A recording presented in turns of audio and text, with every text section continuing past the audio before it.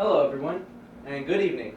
My name is Ulysses Salinas, and today I'd like to discuss an important topic that not many people choose to learn about, and that is the video game crash of 1983, which was an unprecedented event that was caused by poor business sense and an overflooded market with low-quality games. The event was so devastating that some companies still have their disgrace being uncovered from the ground this year. It was between the years 1979 through 1982 that main companies like Atari, Mattel, Magnavox, and Activision were involved in the crash, and it almost wiped out the video game market for good. As some people would say, there were no respawns, no resets, no extra lives left. And this was in part due to various practices which we will discuss. And it caused the market to disappear from the map almost completely. Yet, in the end, like Phoenix, it managed to salvage itself from the smoldering ashes of what it once was. In the beginning, during Atari's boom, there were no rules, no quality check, just throwing bait around out to people to see if they would bite. And according to Inside Gaming Daily, Atari experienced an unprecedented economic boom, listing revenue expansion from $72 million to $2 billion. However, along with the process and the progress that it made, Atari made some unwise decisions. Some decisions that were made were that of not recognizing the programmers that were responsible for programming and giving life to the games. And on top of that, low pay for the programmers as well, ranging from $20,000 to $30,000 a year, which was far below a regular salary at the time. And to tag onto that, there was an instance of corporate CEOs and higher ups paying no attention to the world, disconnecting themselves from their employees, not knowing how long it took for something to be made of quality. So, as a result, programmers went out, they quit their jobs, and they started a new company. 4 programmers from Atari, in specific, were fed up with this and decided to start the first third-party independent studio, now known as Activision. As a result, Atari sued out of fear, yet the Supreme Court ruled that third-party companies were legal, and thus it led to the birth of Activision as we know today. From there were more births of more independent companies, resulting in a more diversified and unregulated market. A sea of software led to many low-quality games. Imitations of popular games also emerged, and generally, there were too many choices for the consumer.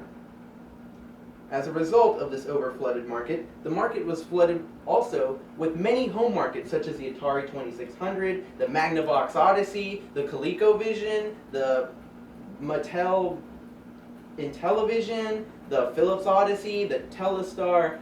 Just the list went on and on and on. And as a result, consumers had no way of distinguishing which console was better. So they bought what they thought was best, what they could. Unfortunately, the market was also overrun by generally low-quality games at full price, which at the time was between $30 to $40, and that was an expensive title at the time. And this, in turn, reduced confidence in consumers. As a result, consumers began to withhold from buying video games right away, and instead waited to hear a review or to see if it was any good.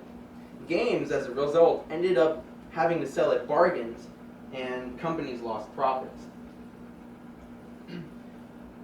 For example, Atari made a decision of releasing a Pac-Man port, which at the time was incredibly popular. However, the decisions in releasing and making this game were incredibly low standard. For example, Atari released the license for the game late in the year, and as a result was given a low amount of time to sell the game. The game was made and expected to release by Christmas of the same year. However, that gave almost no time to the programmer and the developer of the game. Atari promised the programmer that there would be royalties involved in selling all 12 million copies that were produced. With little time, little resources, and a big paycheck, the programmer had no incentive to make a good game. This was Atari's first instance in making a mistake, which resulted in having only 7 million out of 12 million sold. It was still a good venture, but the 5 million cartridges were recalled and stored in a warehouse. The most famous of Atari's mistakes was the production of E.T. Extraterrestrial, based on Steven Spielberg's movie. The game was very promising, and with a title such as E.T. was expected to sell great, as the movie did, and 5 million units were ordered to be produced. However, due to the mistake they made from Pac-Man, consumers learned the lesson and began to withhold from buying the games until they heard more after its release. As a result, Atari had to recall and refund nearly all 5 million cartridges produced, and it ended up being a rushed game and a rushed production, and that led to a big deficit in Atari's funds. Another example of Atari's bad decisions were in the economic sector. Atari overspeculated the price and the amount of stock increase they would experience. Coupled with bad sales, it meant trouble. Atari stock price was announced at a 10 to 15% growth, which was still positive, yet they earlier speculated it would grow to 50%, meaning that shareholders would lose out if they sold.